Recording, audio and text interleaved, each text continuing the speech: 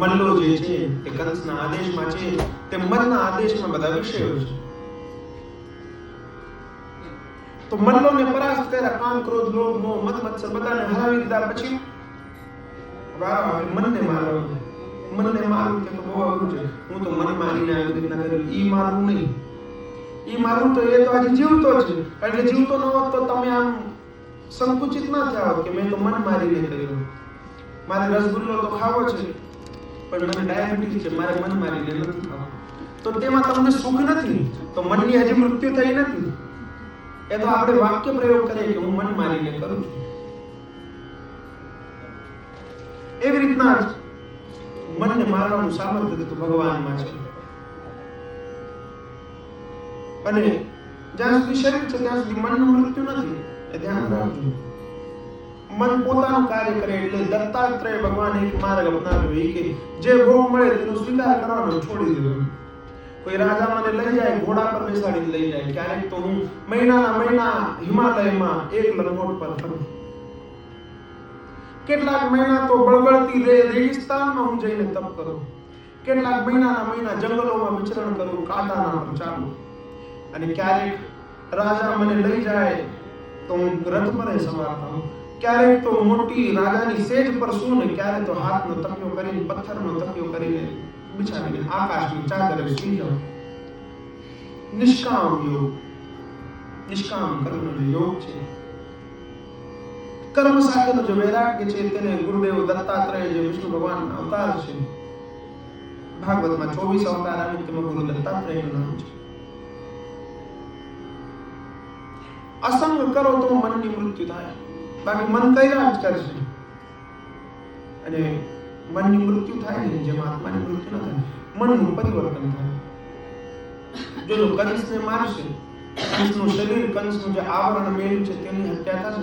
બાકી તે જ પુંજ સ્થિત તે ભગવાનનો જ દ્વારપાલ છે, જય વિજય પાર્ષદ સ્વરૂપ છે. તો તે જ કંસ ભગવાનના હૃદયમાં તે જ વિલીન થઈ જશે.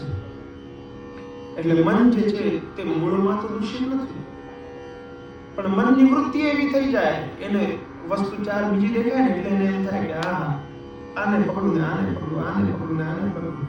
એમાં દુષ્ટ વૃત્તિ તે ધારણ કરવા લાગે છે.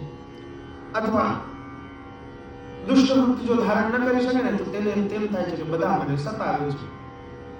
જો જોર હોય મનમાં તો તેને એમ થાય કે મેં તો આને રડાવ્યું. અને જો જોર ન હોય મનમાં તો એને એમ થાય કે આને મને રડાવ્યું. આનાથી વિશેષ મનનું સામર્થ્ય નથી. મન સુખ આપે ને તે ક્ષણિક છે. બુદ્ધ ભગવાન કહે છે કે સુખ આ સંસારમાં છે જ નહીં, સુખ પછી પાછું દુઃખ જ છે.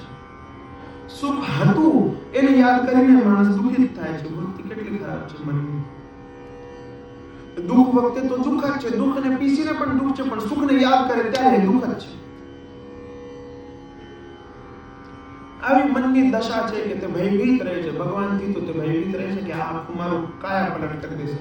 ભગવાનનું નામ છે મનમોહન. મનને મોહી નાખે તેવા ભગવાન છે.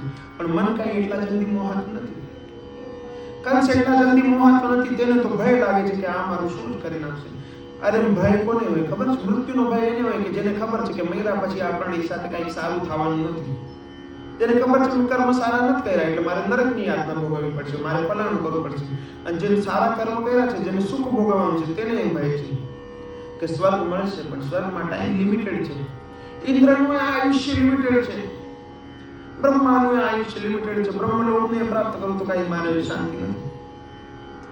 સૂર્યલોકનું અતિક્રમણ કરીને, બ્રહ્મલોકનું અતિક્રમણ કરીને ભગવાનના ધામે જાઉં તો પણ તે કઈ સહેલું નથી. મારી વૃત્તિ તેવી નથી. એટલે કંસ ભયભીત રહે છે અને તેની સાથે યુદ્ધ કરે છે, પણ ભયને કારણે કંસના જોર કોઈ ચાલતા નથી. ભગવાનમાં સેલ્ફ કોન્ફિડન્સ છે. ભગવાન કારણ કે કાળ સ્વરૂપ છે, તેને તો પૂરો ભરોસો છે આને હું મારી નાખીશ. નકર સાધારણ જીવાત્મ સ્વરૂપે તમે વિચાર કરો ને તો તમે મનને મારી શકો. બાકી તમે વિચાર કરો હું જ મન છું તો પોતાની હત્યા ક્યાંથી થાય? કૃષ્ણ ભગવાને તેને પૈકડો નીચે પછાડ્યો ને એના છાતીએ બે હાથ જોડીને મુઠ્ઠી મારી છાતી ફાડી દઈ. લોહીની ધારા વહી, એનું હૃદય ફાટી ગયું, મૃત્યુને પ્રાપ્ત થયું. તેમાંથી દિવ્ય તેજ પુંજ નીકળ્યો. દિવ્ય દિવ્ય તેજ પુંજ નીકળ્યો ને ભગવાન અંદર વિલીન થઈ ગયું, કારણ કે ભગવાનનો સ્પર્શ થયો એટલે તે પવિત્ર થઈ ગયો.